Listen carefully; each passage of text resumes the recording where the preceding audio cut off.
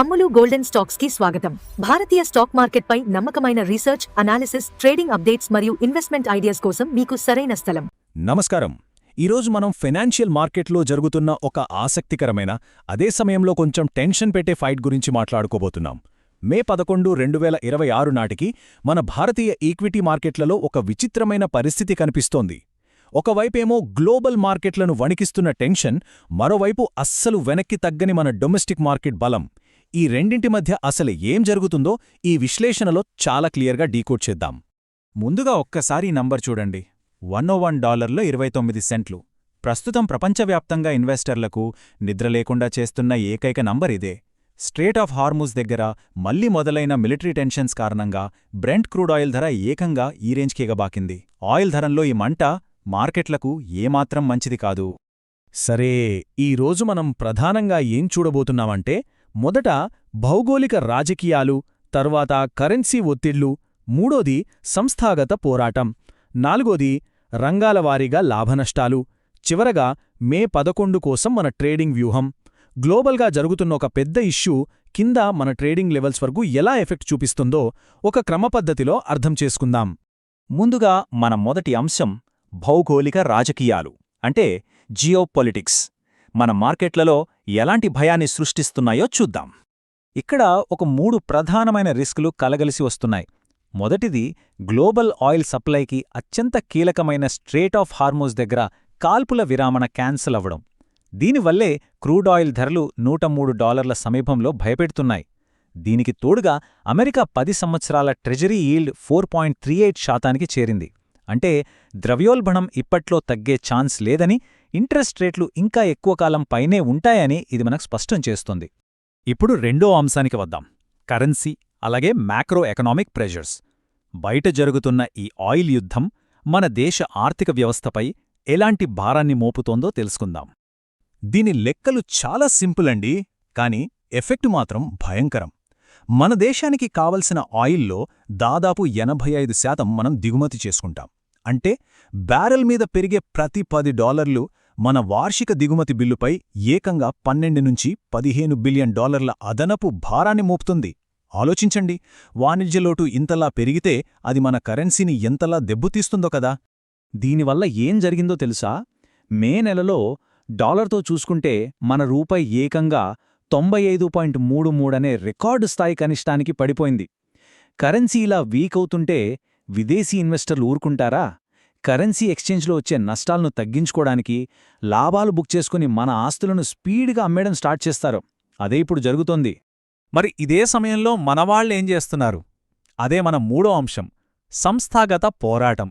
సింపుల్గా చెప్పాలంటే FII versus DII. ఈ ఫండ్ ఫ్లోస్ ఒక్కసారి గమనించండి. మార్కెట్లో అసలు యుద్ధం ఇక్కడే కనిపిస్తోంది. మే నెలలో విదేశీ సంస్థలు దాదాపు 6,900 కోట్లకు పైగా లాగేసుకుంటే, మన దేశీ సంస్థలు ఏకంగా 14,600 కోట్ల కొనుగోళ్లతో మార్కెట్ను భుజాలపై మోశాయి. ఒక రకంగా విదేశీల భారీ సెల్లింగ్ ప్రెషర్ను మన డొమెస్టిక్ ఫండ్స్ చాలా స్ట్రాంగ్గా అడ్డుకుని నిలబడ్డాయి. కానీ మార్కెట్లో భయం లేదని కాదు. ఈ ఇండియా విఎక్స్ని చూసారా? దీన్నే వొలటాలిటీ ఇండెక్స్ లేదా ఫియర్ గేజ్ అంటారు. ఇది దాదాపు 16.84 దగ్గర ఉంది. అంటే ట్రేడర్లు ఫుల్ పానిక్లో లేకపోయినా సరే, రాబోయే టెన్షన్స్ని ముందే ఊహించి చాలా అలర్ట్గా ఉన్నారని ఇది క్లియర్గా చెప్తోంది. ఇక్కడ ఆప్షన్స్ ట్రేడింగ్ చేసేవాళ్లందరికీ బాగా తెలిసిన ఒక పదం గురించి మాట్లాడుకుందాం. అదే మ్యాక్స్ పెయిన్. ఆప్షన్ బయర్స్కు ఎక్కడైతే అత్యధిక నష్టం వస్తుందో ఆ పాయింట్ ఇది. ప్రస్తుతం నిఫ్టీ 50కి ఇది 24,200 దగ్గర కూర్చుంది. అంటే ఎలాంటి పెద్ద నెగటివ్ న్యూస్ లేకపోతే మార్కెట్ మళ్లీ ఈ 24,200 స్థాయికి కవర్ అయ్యే ఛాన్సెస్ చాలా ఎక్కువ. సరే, ఇక నాలుగో అంశం, ఏ రంగాలు లాభపడుతున్నాయి, ఏవి నష్టపోతున్నాయి? ముఖ్యంగా ఈ Q4 రిజల్ట్స్ ఇంపాక్ట్ ఆయా సెక్టార్ల మీద ఎలా ఉందో చూద్దాం. సెక్టార్ల వారీగా చూస్తే ఇక్కడ చాలా ఆసక్తికరమైన కాంట్రాస్ట్ కనిపిస్తుంది. ఐటీ రంగం చూడండి, రూపాయి పడిపోవడం వీళ్లకు భలే కలిసొచ్చింది. డాలర్తో వచ్చే ఆదాయం కాబట్టి మంచి సపోర్ట్ దొరికింది. కాని మరోవైపు ప్రభుత్వ రంగ బ్యాంకులు మాత్రం అలా కాదు. పెరుగుతున్న బాండ్ ఈల్డ్స్ అలాగే మార్జిన్ ప్రెజర్ వల్ల దాదాపు 2% దాకా దెబ్బతిన్నాయి. ఆ పరిస్థితుల్ని మరింత స్పష్టంగా అర్థం చేసుకోవడానికి ఈ రెండు స్టాక్స్ను ఒకసారి పోల్చి చూద్దాం. ఒకవైపు టైటాన్ కంపెనీ Q4లో బంగారానికి వచ్చిన సూపర్ డిమాండ్తో ఏకంగా 4517 దగ్గర 52 వారాల గరిష్టాన్ని తాకింది. అద్భుతం కదా? కానీ అదే టైంలో మన బ్యాంకింగ్ దిగ్గజం స్టేట్ బ్యాంక్ ఆఫ్ ఇండియా పరిస్థితి చూడండి. ట్రెజరీ ఆదాయంపై పడ్డ ఒత్తిడి వల్ల ఏకంగా 6.7% పైగా క్రాష్ అయింది. ఇక ఫైనల్గా 5వ అంశం, మన అసలు టార్గెట్.